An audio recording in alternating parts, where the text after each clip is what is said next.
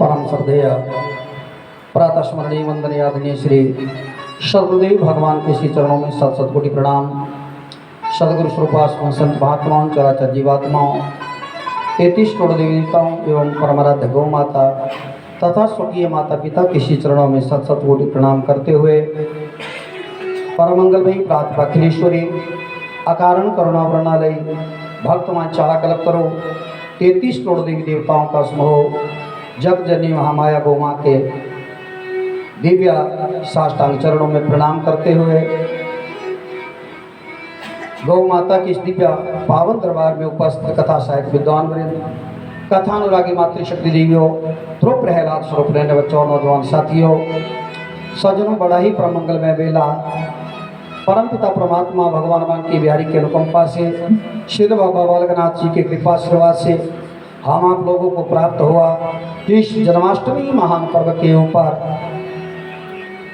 भगवती महामाया गौ माता की पवित्र भावनी कथा को श्रवण करने का मौका हम आप लोगों को लगातार 7 दिनों से प्राप्त हो रहा है। मैं आप सभी माताओं का, बहनों का, भाइयों का, बुजुर्गों का और आज कथा पंडाल में पधारे हमारे व्यास गद्दी को अलंकृत कर चुके आचार्य प्रवीण जी का, इनके साथ आए हुए विप्र का और सभी माता बहन भाई बुजुर्गों का व्यासपीठ से बहुत बहुत हार्दिक स्वागत करता हूं, अभिनंदन करता हूं। आप लोगों के हृदय में विराजमान भगवती महामाया गौ के प्रति श्रद्धा को नमन करता हूं। और बंधुओं, जैसा कि आप लोग जानते हैं, बड़ा ही परम पावन इस समय है और सभी माता बहन भाई बुजुर्गों के लिए खुशी की बात यह है कि आज भगवान कृष्ण जन्माष्टमी का महान पर्व है। भगवत बंधु, मैंने पहले भी आप लोगों से निवेदन किया था कि इस दिव्य गौ कथा अमृत ज्ञान यज्ञ को स्वयं में मेरे भोले बाबा गांव गांव नगर नगर तक प्रचार करते हुए निकले हैं। नाना रूपों को धारण करते हुए,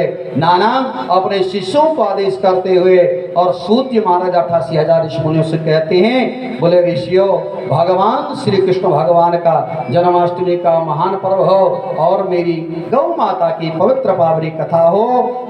एक जन्म से नहीं महाराज, जीवात्मा का मैं तो कहूँगा हम आप लोगों का न जाने कितने जन्मों का पुण्य उदय हुआ है। और मुझे तो लगता है हमारा भी पुण्य नहीं, ये हमारे बाबा जी की तपस्या है, उसी का पुण्य प्रताप और फल है जो हम आप लोगों को इस पवित्र पावन पुण्य समय के बीच में गौ माँ की कथा को श्रवण करने का मौका लग रहा है। मेरे भाई बहन, यहाँ किसी के पास कथा सुनने का समय नहीं है और वो भी यदि गौ माँ की कथा हो तब तो बड़ा ही मुश्किल है। बोलो गौ माता की। आप लोगों ने श्रवण किया है और यहाँ सूर्य महाराज ऋषियों से कहते, ऋषियों, यदि ये मानव चोला हम आप लोगों को मिला है तो एक मात्र मिला है महाराज, आवागमन के चक्कर से छूटने के लिए ध्यान देना। और जितनी योनियां हैं मेरे भाई बहन, वो सभी भोग प्रधान है, भोग भोगने के लिए हम आप लोगों को मिलती है। मानव योनि मात्र कर्म योनि है, इसलिए हम आप लोगों को कर्म करके बोले महाराज मेरे परमात्मा ने हमें दी है। काहे के लिए? जब जीवात्मा दुखी हो गया 84 लाख योनियों के बीच में भटकता भटकता, न जाने हम आप लोगों ने भी मेरे भाई बहन किन किन योनियों को भोगा, अंततः गत्वा भगवान से प्रार्थना करी, हे गोविंद हमें इस चक्कर से छुड़ाओ। मेरे भगवान ने फिर हम आप लोगों को मानव योनि में भेजा है। ध्यान देना मेरे भाई बहन, इस मानव योनि में आने के लिए देवलोक के देवता भी तड़पते हैं। इस मानव योनि में हम आप लोग आज हमें प्राप्त हुई है, ये किस लिए मिली है? ये मिली है आवागमन के चक्कर से छूटने के लिए। और उसका सीधा सा मतलब है भैया, मैंने एक दिन भी आपको बताया था, खाना पीना सोना उठना बैठना बच्चे पैदा करना, ये तो 84 लाख योनियों में भी चला है। चक्कर से छूटोगे कैसे? छूटने का एकमात्र उपाय है और मैंने आप लोगों को बताया है कि 33 करोड़ देवी देवताओं की पूजा करना और एक गौ माता की सेवा करना एक बराबर का पुण्य है। हम मंदिर में आते, आप भी जाते, जहाँ मंदिरों में कई सारे देवताओं की मूर्तियां होती है, तो माता बहनों के मन में क्या होता है, बोले भाई शिव जी पर भी जल चढ़ा दिया, वहाँ विष्णु जी को भी मत्था टेक दिया और राम जी को भी मत्था टेक दिया, देवी को भी मत्था टेक दिया, पर जितने में बाबा जी की बारी है उतने में फूल खत्म हो गए, अब फूल चढ़ाने को नहीं मिला। तो मन में आ जाता है अरे और देवता तो प्रसन्न हो जाएंगे पर हमारे बाबा जी नाराज हो जाएंगे, इनको तो फूल ही नहीं मिला। क्या करें महाराज, कुछ नहीं करना, मन में घबराइए कि नहीं। मैंने आपको बताया है कि गौ माता 33 करोड़ देवी देवताओं का समूह है। गौ माता में बस्त है देवता 33 करोड़, केवल रोमों में बसे देव 28 करोड़। आप लोगों ने इस कथा को परसों श्रवण किया है कि महाराज मेरी गौ माता के भीतर रोम रोम में 33 करोड़ देवी देवता आकर के विराजमान है। तो गुरुदेव भगवान कहते हैं इधर उधर मत भटको, भटकते भटकते बड़ा टाइम हो गया, अब सोने का टाइम नहीं, अब भटकने का टाइम नहीं, अब वास्तव में हम आप लोगों को जागने का समय मिला है और बाबा जी की बड़ी कृपा हुई है। इसलिए क्या करो, बोले और ना सोचना ना विचारना, एकमात्र गौ मैया की सेवा में डट जाओ और गौ मैया की सेवा करो। ध्यान रखना मेरे भाई बहन, गौ माता सनातन धर्म का मूल है, 33 करोड़ देवताओं का समूह है। गाओ विश्वस्य मात्रा, गौ माता हम आप लोगों की नहीं है, बुरा मत मानिएगा, ये तो हम हिंदू भाइयों ने बांट दिया। बोले हिंदुओं की गाय माता है, हिंदू मुस्लिम सिख ईसाई जाकी बंधी ताकि हो ही जाई। मेरे भाई बहन चाहे हिंदू हो, चाहे मुस्लिम हो, चाहे सिख हो, चाहे ईसाई हो, कोई भी किसी भी पंथ को मानने वाला हो, धर्म तो एक ही है महाराज, ध्यान रखना। लोग कहते हैं हम इस धर्म से नहीं है, अरे भैया और सब महजम है। धर्म सत्य सनातन एक ही है, जो हम आप लोग जिस सत्य सनातन धर्म से आते हैं, बाकी तो पंथ अलग अलग हो गए। ध्यान रखिएगा, सबका मूल एक ही है, निचोड़ एक ही है। और गाय माता किसी से भेदभाव नहीं करती, बोलो करती है? गाय किसी के मुसलमान यदि ले जाएगा और गाय को दूहेगा तो क्या मुसलमान को गाय माता कहेगी तू मुसलमान है मैंने तेरे को दूध नहीं देना? कभी भेद नहीं करती। जैसे एक माँ के 4 पुत्र हों मेरे भाई बहन, माँ नहीं करती बच्चों से भेद। मैंने कल भी कथा में बताया था, भेद तो हम आप लोग नालायक औलाद जो पैदा होती है साहब वो करने वाली है, वो माँ से महाराज तरह तरह का भेदभाव करती है। इसलिए भेदभाव नहीं करना है। ये तो हमारा कमी हमारी भी है कि हिंदू के हमारी माता, मैं तो कहता हूँ मुसलमानों की भी माता है, लेकिन करे क्या महाराज? ध्यान दीजिएगा, मैंने कहा था पहले भी कि गाय कसाई गाय को काटता है, पर पहले कसाई वो है मेरी माता बहनों, सावधान हो जाना। पहला कसाई तो वो है जिसके हाथों से गाय माता उस कसाई के हाथ में जाती है। गाय माता को कभी भी छोड़ना मत। मैंने एक दिन भी शायद कहा था, जब तक तो गाय माता दूध देती तो लोग कहते किसकी, बोले हमारी है, दूध देने से बंद हो गई, सड़क पे छोड़ देनी रातों रात, और कहना बोले गाय किसकी, बोले सरकारी है। बोलो गौ माता की। अरे भैया नरक में भी जगह हमें मिलेगी नहीं। इसलिए गुरुदेव भगवान कहते हैं ये जो शरीर है अस्थिराणी शरीराणी भगवो नैव शाश्वता नित्य सनहितो मृत्यो कर्तव्यो धर्म संचय। धर्म का संचय करो। मैंने निवेदन आपसे किया था, हम आप लोगों के साथ जाएगा क्या? बोलो। लोग कहते खाली आए खाली जाएंगे, पर वास्तव में ना खाली कोई आया है और ना कोई खाली जाता है। पहले हमने जो महाराज पाप पुण्य कमाया उसका फल यहाँ भोगते हैं, और यहाँ पर आकर के जो कर्म कर रहे हैं उस कर्म फल को लेकर के जाते हैं। इसलिए सावधान हो जाओ महाराज। ये जो शरीर है ये सदा रहने वाला नहीं है, अस्थिर है, चलायमान है। नित्यम सनहितो मृत्यु। हम आप लोगों के समीप बिल्कुल नजदीक यदि कुछ है तो मौत खड़ी है। बड़े सारे लोग जो है ना वो क्या कहते हैं, बोले महाराज हाँ हम भी करेंगे गौ सेवा, हम भी भगवान का भजन करेंगे, लेकिन अभी नहीं महाराज, पहले अपने बाल बच्चों को ब्याह लेते हैं, उसके बाद इस बात की गारंटी है कि वहां तक तुम पहुंच जाओगे। बोलो कोई पता नहीं है मेरे भाई बहन। कि अंतिम समय हमारा कौन सा होगा। और मैं तो कहता हूँ हर श्वास को अंतिम मान करके चलो। क्या पता है साहब, जो श्वास बाहर गया वो मुड़ के आएगा, अंदर के नहीं आएगा। इसलिए गौ सेवा में लग जाइए। ये जीवन मिला है तो गौ माँ की सेवा के लिए मिला है। 33 करोड़ देवी देवता प्रसन्न यदि करना चाहते हो तो ध्यान देना, गौ माँ की सेवा में लग जाना। गौ माँ की सेवा में नहीं लगोगे तो बाद में फिर पछताना पड़ेगा। बोलो गोविंद भगवान की। चाहे जितना मर्जी हम आप लोग धन यहाँ पर कमा ले, पैसा कमा ले, किसके लिए कमा ले बोलो।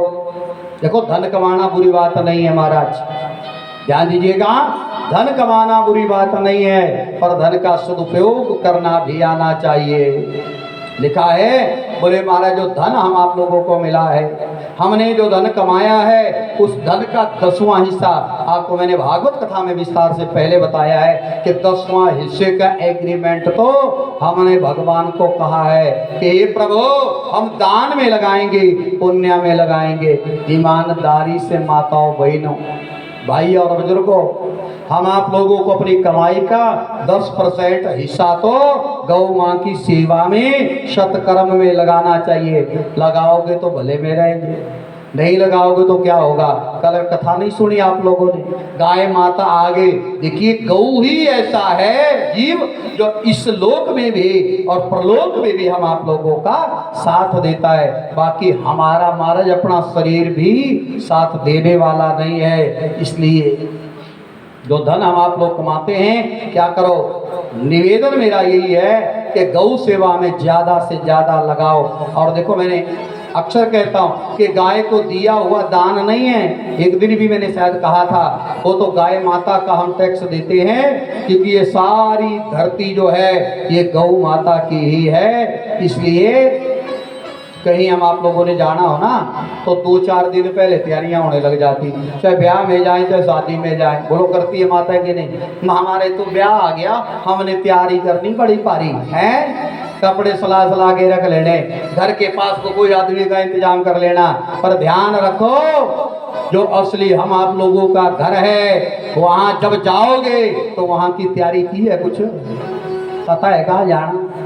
ये मेरे भाई बहने मुसाफिर खाना है। जिस लोक में हम आप लोग रह रहे हैं ना, इसका नाम ही मृत्यु लोक है। क्या नाम है बोलो। जहाँ ब्रह्म रहते ब्रह्म लोक, विष्णु रहते वैकुंठ लोक, और जहाँ हम रहते इसका नाम है मृत्यु लोक। अर्थात मौत के मुंह में जाना ही पड़ेगा। चाहे मनुष्य हो, चाहे पशु हो, चाहे पक्षी हो, चाहे जड़ हो, चाहे चेतन हो, कोई भी है महाराज, सबको मौत के मुंह में जाना पड़ेगा। और याद रखना, जब जाओगे तो फिर नहीं होनी तैयारी जाते जाते, ये आज से ही तैयारी करनी पड़ती। जो जल गई वो तो जल गई, जो निकल गई उमर वो तो निकल गई। जो बाकी बची है मेरे भाई बहन, उसको गौ सेवा में लगाओ। और गौ सेवा में लगाएंगे तो हम आप लोगों का कल्याण हो जाएगा। अन्यथा मेरे भाई और बहनों, उस मौत वाले दिन क्या होगा हमारे साथ बोलो है। याद करना, मौत की गोद में जब हमें सोना होगा तो वहां न तकिया न बिछौना होगा, हम होंगे, हमारी तन्हाई होगी और शमशान का एक छोटा सा कोना होगा। बाकी कुछ होने वाला नहीं। जो भाई बंधु जिन पे गर्व है, जिनसे लड़ के सारी उम्र खत्म कर दी, जिन भाइयों से बात जीवन भर नहीं की, वो भी शमशान घाट तक जा जाएंगे। और उसके बाद मेरे भाई बहन, इस जीवात्मा को अकेले जाना पड़ेगा, है कि नहीं। इसलिए अभी से गौ सेवा में लग जाओगे तो हमें पछताना नहीं पड़ेगा, हमें पछताना नहीं पड़ेगा। देखिए गरुड़ पुराण में स्पष्ट लिखा है, बोले जब अंत समय में प्राण निकलते हैं ना तो 100 बिच्छू काटते हैं ना, 100 बिच्छू, तो उतनी दर्द होती है। अब आपने देखा है कि बिच्छू डंग मारे तो कितनी पीड़ लगती है, बड़ी भारी लगती है, हैं? तो हम आप लोगों को अंत समय में 10 प्राण जब शरीर से निकलते हैं तो बड़ी भारी दर्द होनी। फिर क्या करेंगे महाराज, फिर तभी तो कहते हैं कि अंत समय में बड़ा भारी दुख होता है। जन्म दुखम जरा दुखम जाया दुखम पुनः पुनः अंत काले महादुखम तस्मात् जागृहि जागृहि, जाग जाओ रे जाग जाओ। जन्म लेने में दुख है, माँ के गर्भ में दुख है, और इस सारे महाराज दुनिया में जो है कोई सुखी नहीं है। संतान का दुख है, पत्नी का दुख है, परिवार का दुख है, कमाने का दुख है, हर जगह दुख ही दुख है। और याद रखना, अंत काले महा दुखम, अंत काल में तो बड़ा भारी दुख है। यदि उस अंत काल के दुख से बचना चाहते हो तो क्या करो, गौ माँ की सेवा करने लग जाओ। और अंत समय में पता भी नहीं लगेगा, जब हमारे प्राण इस शरीर से छूटेंगे, दर्द नहीं लगेगी, पीड़ नहीं लगेगी, गौ माता पता भी नहीं देगी, और हम आप लोग सीधे गोलोक में चले जाएंगे। यमपुरी में गो भगत को कभी भी स्थान नहीं मिलता। यम के दूत मेरे भाई बहन जो गोद से भी होता है, उसको कभी भी पकड़ने के लिए नहीं आते। उसके लिए तो विष्णु भगवान के पार्षद आते हैं। गौ मैया आती है और वैतरणी जैसी जो खून पीके की नदी है उसको आसानी से पार करवा देती है। बोलो गौ माता की, धीरे बोलो सुन डाले मैया, बोलो गौ माता की। लग नहीं रहा है आप लोग, देखो आज 7वां दिन हो गया। गौ माँ के लिए हम आप लोग संकल्प करें, और आप लोगों का जय ऐसे लग रही, जय जैसे सोना नहीं, सोए सोए तो उम्र बीत गई हमारी, अब तो जागने का टाइम है कि नहीं। अंत में महाराज देखो जब प्राण निकलेगी, देखो आप लोग बताऊं आप लोगों को, गौ सेवा और गौ माँ की सुनी हुई कथा अंत में काम कैसे आएगी। ज्यादा कथा नहीं, याद सारी तो रहने वाली नहीं किसी को, है कि नहीं रहने वाले। और हर कथा जो भी हम आप लोग सुने, चाहे भागवत सुनो, चाहे शिव पुराण सुनो, चाहे रामायण सुनो, चाहे देवी भागवत सुनो, चाहे गौ कथा सुन लो, हर कथा का सार यही है कि महाराज भगवान की नाम को जपो, गौ माँ की सेवा को करो, भगवान की सेवा को करो, समाज की सेवा को करो। यदि कर लोगे तो बेड़ा पार हो जाएगा, हो जाएगा। ध्यान रखना, कथा भूल जाए तो भूल जाना, पर गाय सेवा नहीं भूलनी। मैं यही कहता हूँ अक्सर ना, लोग कहते हैं गाय कथा नहीं आ गई, ये नहीं है, ये सबसे पुरानी गाय कथा है। 18 पुराण, 4 वेद, 6 शास्त्र हैं मेरे भाई और बहनों। कोई कथा ऐसी नहीं होगी जिसपे गौ माँ की महिमा ना छुपी हो। बोलो गौ माता की। भागवत की हर कथा में गौ मैया का वर्णन है मेरे भाई बहन, हर जगह गाय माता। तो कहने का भाव क्या है कि हमें अब कथा याद ना रहे तो क्या करना, कथा याद करके बोले जी हमने कौन सी कथा बांचड़ी। अरे बांचड़ी की बात नहीं, भूल जाए तो भूल जाए, पर सूत्र तो पकड़ लो, मूल पकड़ लो। मूल क्या है? गाय माता की सेवा। और गाय की सेवा करने लग गए तो चाहे भले कथा भूल जाए, फिर कल्याण 100% हो जाएगा। और क्या होगा देखिए, आपने देखा होगा जैसे माता अपने बच्चे को ले जाती है डॉक्टर के पास, और डॉक्टर के पास बीमार हो गया तो लेके दिखाना पड़ा, और डॉक्टर ने निकाला इंजेक्शन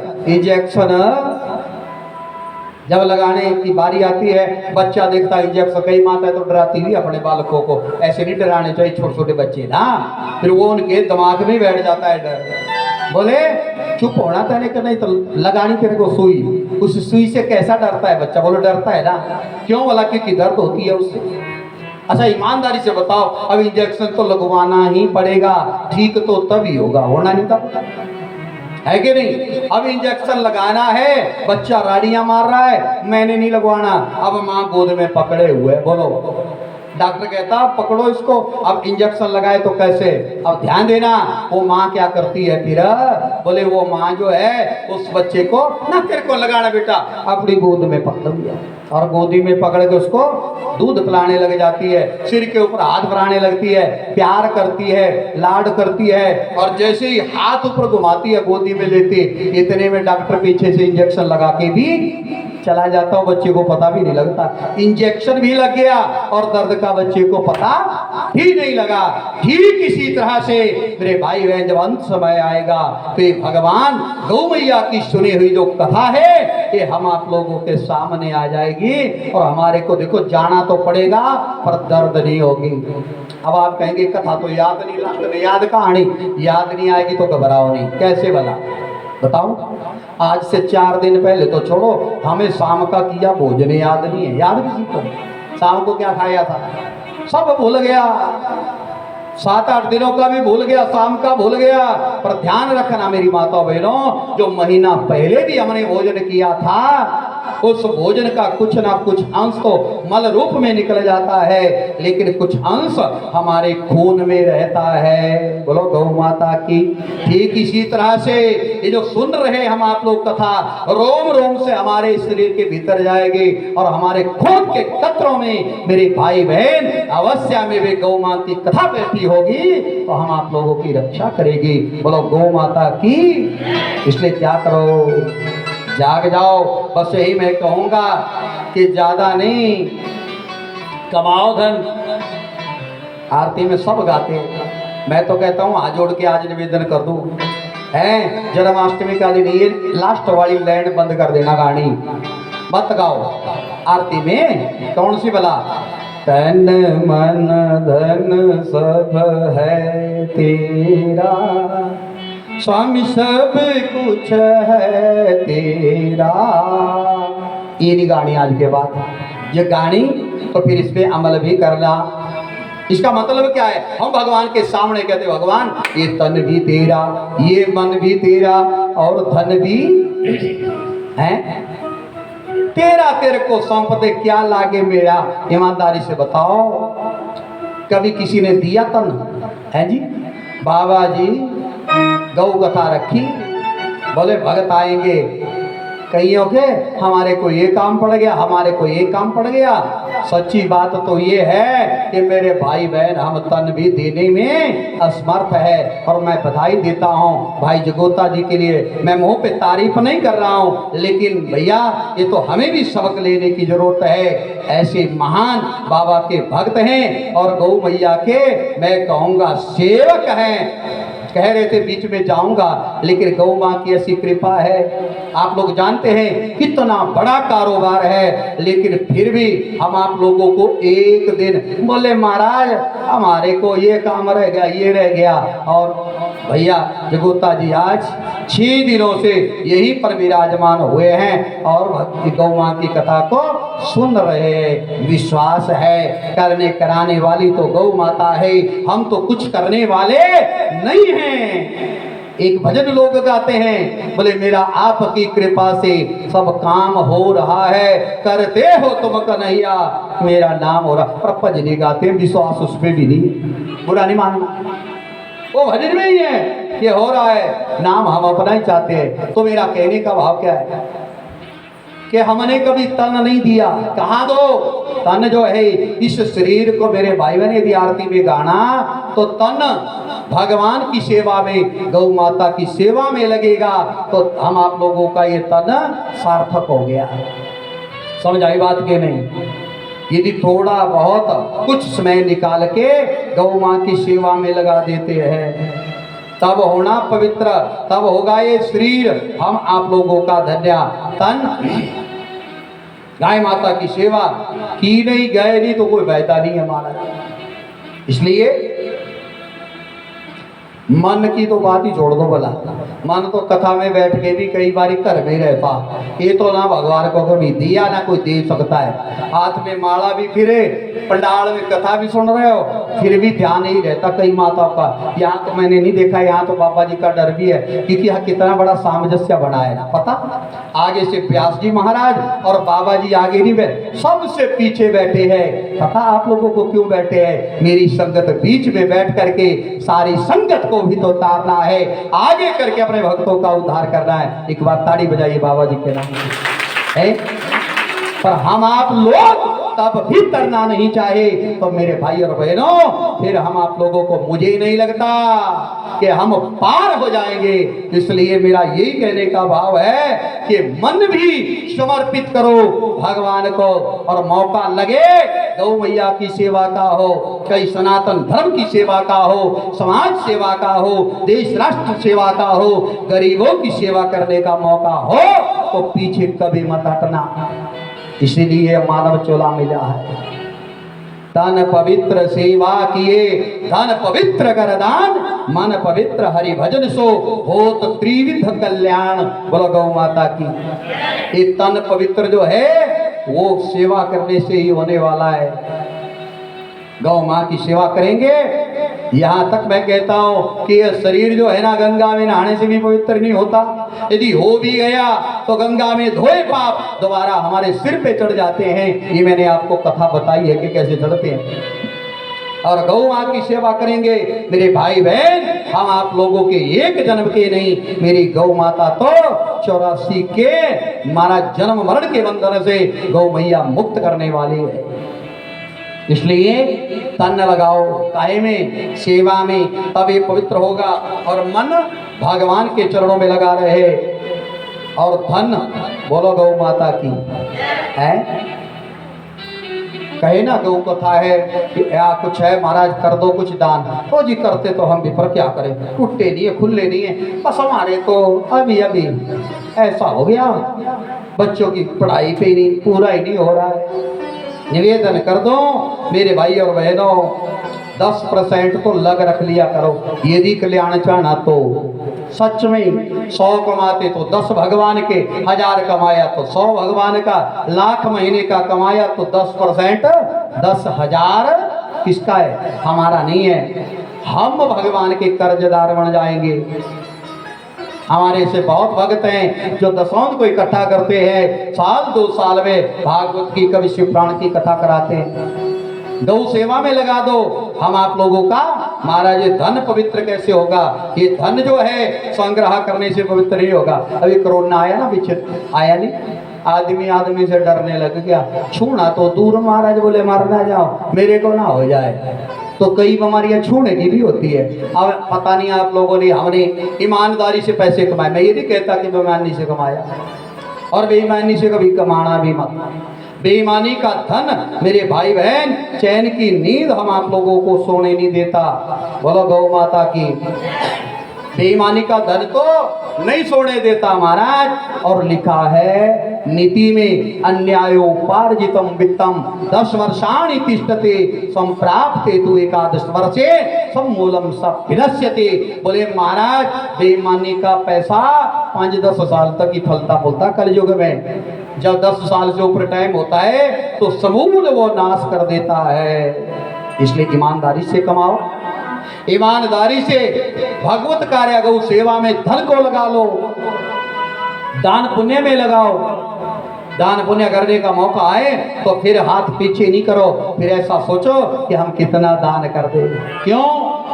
क्योंकि शास्त्र कहते हैं यदि धन हम आप लोगों को आज मिल रहा है तो शास्त्र कहते हैं, बोले पूर्व जन्मं कृतं दानम अत्र लब्धं धनम बहु तस्मात् देवं परिज्ञाया धर्मार्थं दीयते धनम। जो पूर्व जन्म में हम आप लोगों ने भगवान नाम रूपी बैंक में सज्जनों दान रूपी रकम जमा कराई थे, वह चक्रवृद्धि ब्याज से, गौ मां की कृपा से, भगवान की कृपा से हम आप लोगों को मिल रही है। और हम यहाँ पर धन्ना सेठ बन करके बैठे हैं। तस्माद एवं परिज्ञाया। बोले महाराज इस बात को याद रखते हुए यदि आगे को भी कुछ चाहिए ना, ध्यान देना, आगे को भी चाहिए तो क्या करो? बोले दान करते रहो। क्या करो? कोई मांगने वाला, कोई अभ्यागत, ध्यान देना, कोई संत, कोई महात्मा, कभी ब्राह्मण और गौ माता यदि हमारे द्वार पे आए, गांठ बांध लेना बात।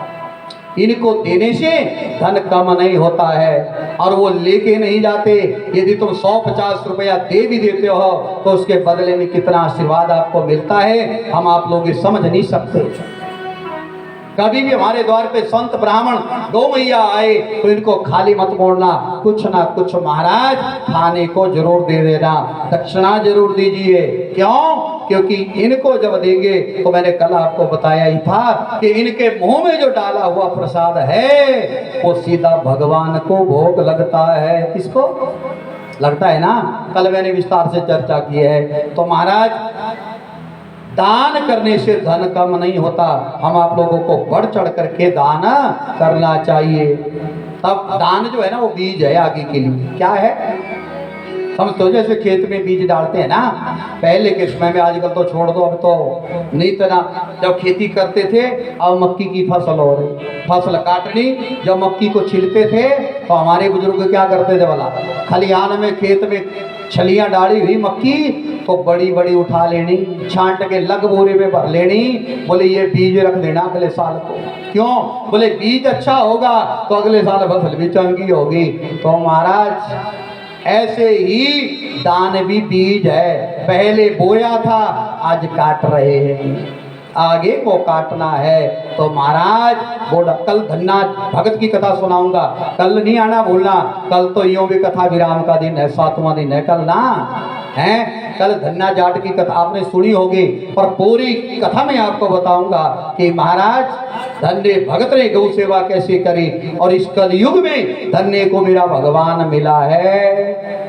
और धन्य ने क्या किया वो कथा हम कल ठीक 12 बजे से कल की कथा शुरू होगी, 2 सवा 2 बजे तक कल कथा चलेगी।